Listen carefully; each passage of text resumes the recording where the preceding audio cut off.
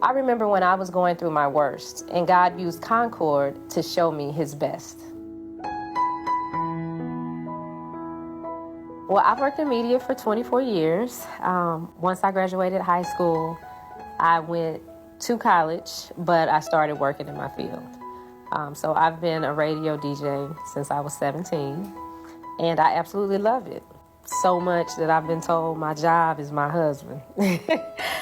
So when something distracts me or something happens to stop me from being able to do my work, that's a problem. Carly is 9 years old. She's my oldest. Carly's very serious. She's very mature. She's very much about her business. She keeps everybody in line, including me. Now, my 8-year-old, Kaylee is a mini me all the way. Whatever she's thinking, she's going to say. But she has the biggest heart. April 27, 2010, Kaylee was born. When I left the hospital, I had a really bad headache. But I was ready to go because just 15 months before, I had Carly. 5 days later, I ended up having a stroke. We went through rehab, and while in rehab, I decided, look, this wheelchair is not coming home, this walker, no cane.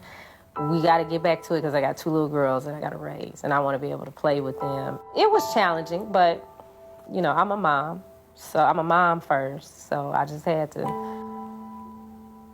buckle down and just deal with it. July 2015, I was on the air. I was having chest pains, and I thought that I pulled a muscle at the gym, but really I was having a heart attack. In mid-sentence, all the air was just sucked out of me. Drove myself to the hospital, and that's when I found out what was going on. Couldn't find anything wrong because they checked everything. You have no blockage. The bottom line is, Miss Scott, you're just going to have to slow down. Things came to a halt because I just realized, you know what, you're going to keep beating your head up against the wall or you're going to do something different. So I decided to resign from my position. 2016, once I made that decision, I moved back to Dallas, built a studio in the house, and worked that way. After I resigned, I found out December 27, 2016, that I had breast cancer. Well, that really just changed everything. I understood that life was short, but being told you have breast cancer is like, okay, go plan your funeral.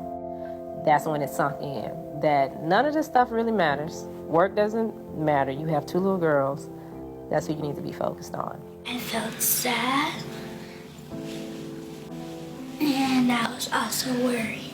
I was very scared, and I felt like I wasn't going to have a mother going into my 8th birthday. Holidays have always been big in our house. And Christmas it's always been a big thing, even when they were little bitty babies and they didn't really understand what Christmas was. I felt like the worst parent in the world. You know what? You didn't take care of yourself, so now you're in this position, and now your kids have to deal with this. So it was that around that time I got really depressed because I couldn't give them what I always gave them. Deandra Lacey, oh my God, we go all the way back to Atwell. Well, Deandra went and talked to Reverend Fox behind my back. She scheduled an event for a play date for my daughters and her daughter and got them to write out a list of what they wanted for Christmas. Deandra called me up on the phone and told me the story of Shani having cancer.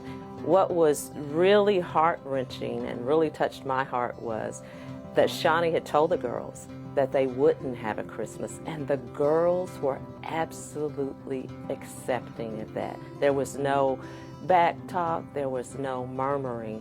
And so when I heard that, I thought, we have got to do something. We really wanted Christmas to be about the girls and not something that we just threw at them, but we wanted them to have some of the things that they wanted. I took the list to the staff and said, here's what we need to do. We got everything on the list. I can't say thank you enough. There's so many other causes and other things out there, so for them to stop and take care of me, take care of my kids, which helped take care of me, I can't even put that in words. I was so excited and overwhelmed that the church gave it to us. Attending the church has helped me turn into the woman that I am today, and reminding me, who God is and what He is, what He can do. It helped me keep my faith stronger, because some people give up. It's like you're still here, you have a life to live, so just live it.